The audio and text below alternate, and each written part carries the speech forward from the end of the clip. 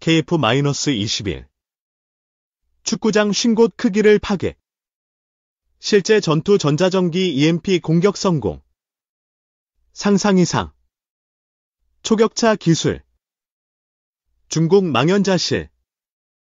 중국 군용 공항과 제-20 전투기 초비상. 대부분의 한국 언론들은 KF-21이 첩복자형 5세대기이며 제-20과 KF-21을 비교하면서 두 기체가 같은 수준이라고 여긴다. 또한 유무인 체계와 전자전 기능도 탑재할 것이라는데 사실 어린애 훈련기에 가까운 KF-21에 비하면 제-20의 로열 윙맨 수준은 매우 성숙하다. KF-21은 쌍발 엔진 중형 기체이고 기체의 각적 형상은 F-22의 축소 복제판처럼 보이는데 이는 물론 미국 기술이 광범위적으로 적용되었기 때문이다. 그러나 미국이 모든 기술을 이전해주지 않았기에 KF-21은 내부 무장창을 위한 공간을 남겨뒀고 그 결과 유로파이터 타이푼처럼 반메리평 무장창 형태에 불과해졌다. 그러므로 성능 측면에서 5세대기와 비교하면 KF-21은 한 단계 아래인 4.5세대기라고 할 수 있고 아직까지는 중국, 미국, 러시아의 최상위 전투기들과는 차이가 있다. 그러나 세계적인 5세대기 개발 돌풍으로 많은 국가들이 제작하여 하늘에 띄우려 했는데 그 기체들과 비교하면 낮다. KF-21의 스텔스 성능은 5세대기 바로 아래이고 종합적인 성능은 F-35와 F-16 사이에 있다. 미티어 같은 중거리 미사일도 사기를 탑재할 수 있고 날개 아래에는 추가로 6개의 하드포인트가 장착되어 있으므로 2기의 아이리스트 미사일, 2기의 제이담 정밀유도탄, 2개의 외부 연료통을 탑재할 수 있다. 최고 속력은 마하 1.8. 최대 탑재 중량도 7.7톤에 이르므로 미국 유럽제 최첨단 전투기에 비견될 정도이다. 블록 1에서는 공대공 능력만 있지만 블록 2에서는 공대지 능력도 추가될 것이며 스텔스 성능을 희생할 경우엔 다목적 전투기로서도 나쁘지 않다. KF-21 프로젝트의 총 비용은 18조 6천억 원으로 약 1100억 엔 정도이다. 시제기 6대를 만드는데 5년이 걸렸고 개당 6,500만 달러, 약 4억 2천만 키엔의 정도로 예상된다. 아직까지는 확실히 4세대기 수준이지만 가격 측면에서 볼 때 2억 달러가 넘는 나팔보다 훨씬 저렴할 뿐 아니라 전체적인 가성비도 매우 높고 추가 개량 여지도 많다. 한국은 KF-21을 완전한 5세대기로 개량할 예정이지만 현실은 녹록치 않은데 왜냐하면 기술들의 출처가 매우 복잡하기 때문으로 일부에서는 우스갯소리로 8개국 연합이라 부를 정도이다. KF-21의 설계는 미국과 스웨덴이 담당했고 사출 좌석은 영국의 마틴 베이커사가 제공했다. 탑재 부품들과 F-414 엔진도 미국제이며 무장창과 아일스트도 미국의 로키드 마틴이 제공했다. 제동 장치는 스페인, 사격 통제 체계와 통신 안테나는 영국, 핵심 아셀레이더는 이스라엘제이다.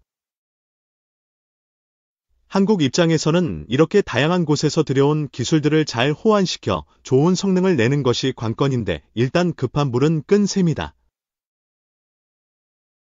그러나 달리 말하면 이렇게 온갖 곳에서 끌어모아 만든 조합품은 껍데기만 멋져 보일 뿐 실제로 좋은 성능을 낼 것이라고 말하기는 힘들다. 비록 복자형이 개발되어 첫 비행에 성공하고 향후 전자전과 로열 윙맨 수행 가능성이 있다고 해도 KF-21의 국산화율은 65%에 불과하다. 한국은 내부 무장창을 장착하고 전체적인 스텔스 성능이 향상된 기체를 2032년에야 실전 배치할 예정인데 이는 기술력 부족 때문이다. 그러므로 KF-21에 대한 한국 언론들의 성능 과장. 심지어 J-20 다음가는 복좌형 5세대기라는 홍보와 달리 한국은 미국 기술의 도움 없이는 갈 길이 먼 상황이다.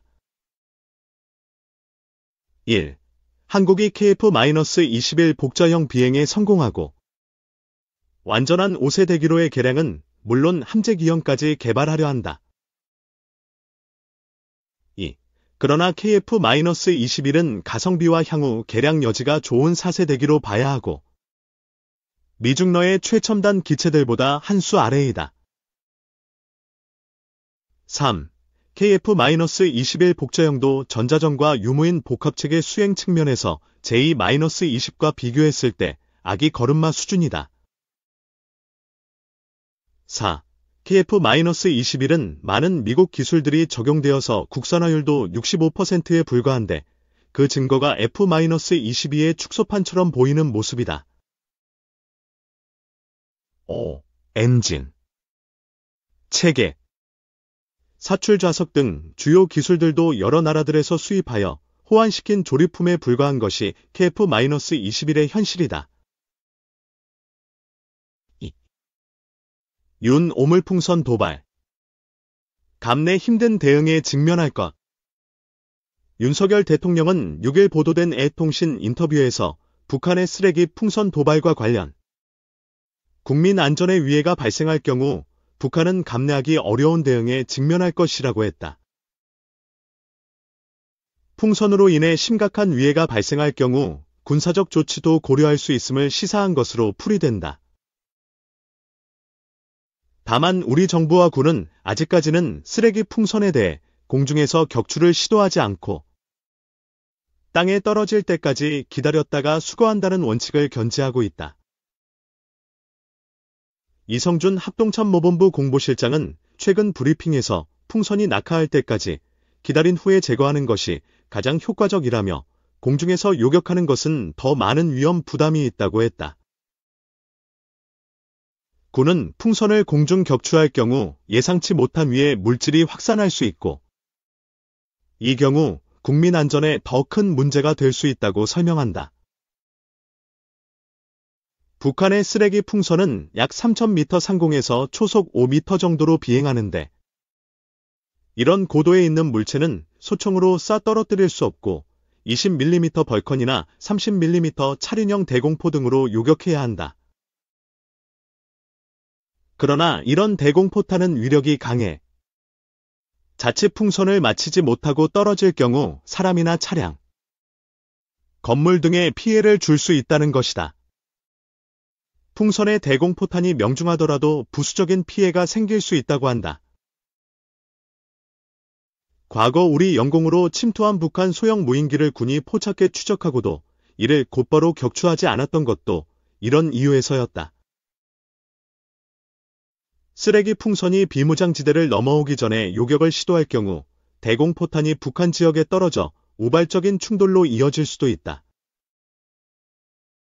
하지만 쓰레기 풍선으로 인한 재산 피해가 누적되고 인명피해 가능성까지 커지는 만큼 원점 타격을 비롯해 더 적극적인 대응이 필요하다는 목소리도 커지고 있다. 북한이 쓰레기 풍선을 계속 날리면서 경험과 기술을 쌓고 있고 우리 국민의 피해와 불안을 키워 쓰레기 풍선 대응을 두고 남남 갈등을 유발하고 있다는 것도 이런 주장에 힘을 싣는다.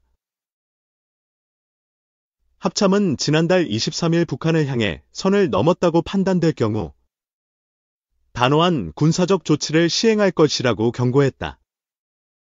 어떤 경우가 선을 넘은 것에 해당하는지는 전략적 모호성 유지를 위해 구체적으로 밝히지 않았다. 군은 쓰레기 풍선은 물론 무인기 위협에도 대응하기 위해 자폭 드론, 무인기의 도입과 자체 개발도 검토하고 있다. 3. 단독 5년 전 발주한 무기. 아직 안 와. 늦어도 벌금만 내는 함흥차사 K방산. 세계적인 정세 불안 속에서 각국이 군비 확충에 주력하는 가운데 우리 군이 여전히 고질적인 무기 장비 조달 지연을 겪고 있는 것으로 파악됐다. 7일 국회 국방위원회 소속 임종득 국민의힘 의원이 방위사업청으로부터 제출받은 자료에 따르면 군 당국이 지난 2014년부터 10년간 발주한 무기체계 도입 사업 가운데 납기 지연으로 전력화가 늦춰진 사례가 84건에 달했다. 평균 전력화 지연 기간은 7개월이었고 인도가 5년이나 늦어진 사례도 있었다. 전력화가 지연된 장비는 군함 전차 무인기 미사일 레이더 등으로 다양했다. 이 가운데 다수 장비는 대북 억제력을 높이기 위해 방사청이 발주한 첨단 작전 고도화 전력이다. 문제는 지금과 같은 방산물자 조달 관행으로는 반복되는 납기 지연을 줄이기 어렵다는 점이다. 방산업체들은 납기일을 어기더라도 지각 벌금 개념인 지체상금만 낼 뿐 다른 제재는 받지 않기 때문이다. 그러다 보니 2016년부터 올해까지 10차례나 납기를 맞추지 않은 업체도 있었다. 이와 관련 군 안팎에서는 납기 지연이 되풀이되거나 고의성이 발견된 경우 지체상금 외에 별도 제재 수단을 마련해야 한다는 견해도 나온다. 방산업체들이 소송을 통해 감경 사유를 인정받고 지체상금을 환급받는 사례도 빈번한 것으로 드러났다. 임 의원실에 따르면 납기를 어긴 업체의 90% 이상이 지체상금을 환급받기 위해 방사청과 법정 다툼을 하며 정부와 기업 모두 과도한 소송 비용을 부담하는 악순환도 이어지는 형편이다. 임 의원은 전력화 지연은 국방력 손실로 이어지고 세계로 뻗어가야 할 K방산의 해외 수출 발목도 잡는다고 지적했다. 이어 그는 사업 발주 시 수주업체의 역량을 꼼꼼히 파악하는 등 방사청의 사업관리 역량을 키워야 한다고 덧붙였다.